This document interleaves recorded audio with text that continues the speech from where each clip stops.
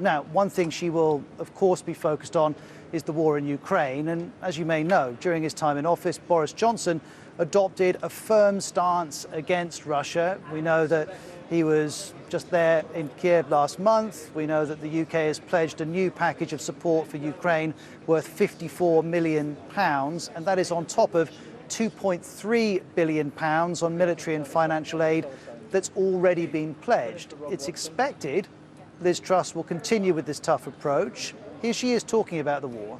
It's very important at this time that we keep up the pressure on Vladimir Putin by supplying more weapons to Ukraine, by increasing the sanctions.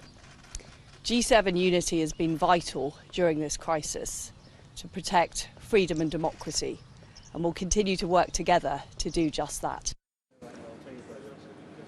Well, let's hear from the Ukrainian capital, Kiev, because our correspondent Hugo Bachega is there.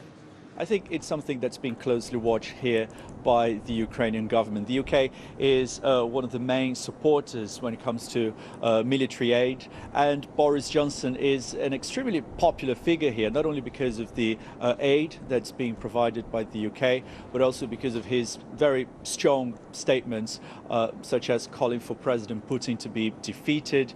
He was here 10 days ago on Independence Day, and alongside President Zelensky said that European countries would have to endure the cost of living crisis in order to defeat Russia and to counter Russian aggression in this country.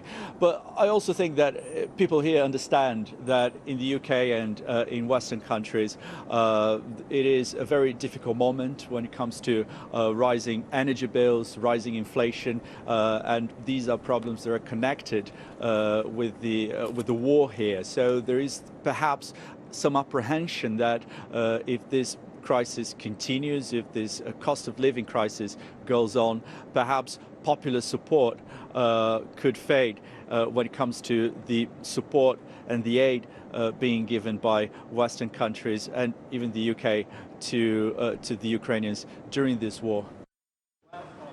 There's Hugo in Kiev, and as we were seeing Hugo, you could see pictures of Boris Johnson with President Zelensky during a recent trip excuse me, the Prime Minister made there. Now, let's turn to Russia. Liz Truss is known for a visit to Moscow earlier this year as Foreign Secretary.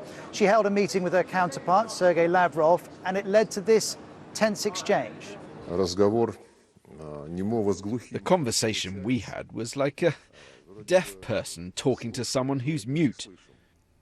We were listening to one another, but not hearing each other. I certainly wasn't mute in our discussions earlier. I put forward the UK's point of view on the current situation. So that was a little of how Sergei Lavrov and Liz Truss got along in their roles as foreign secretaries. Of course, Liz Truss's role is now changing to Prime Minister. She's been openly mocked by the Russian Foreign Ministry for various geographical comments, including one occasion where she got mixed up between the Black and the Baltic Seas. In response to that, well, we saw the Foreign Ministry spokeswoman Maria Zakharova complain of the stupidity and ignorance of Anglo-Saxon politicians. Needless to say, Liz Truss and her colleagues wouldn't agree with that. Here's the BBC's Russia editor Steve Rosenberg in Moscow. Well, they certainly won't be cracking out the champagne in the Kremlin at the news that Liz Truss is the new British Prime Minister. I mean, it's no secret, really, that the current Russian leadership does not like Liz Truss. It does not like her very public, strong support for Ukraine. It doesn't like her very public and strong opposition to the Kremlin, the fact that she's publicly called for Vladimir Putin to be defeated in Ukraine. And it didn't like her when she came to Moscow back in February as British Foreign Secretary, when she came for a meeting with Sergei Lavrov, the Russian Foreign Minister.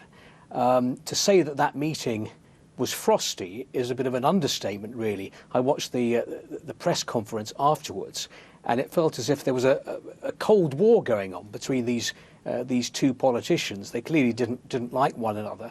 And Sergei Lavrov said that the conversation we had was like a deaf person talking to someone who is mute. We were listening to one another, but we couldn't hear one another. And I think that will sum up the relationship between Russia and the UK now that Liz Truss is in number 10.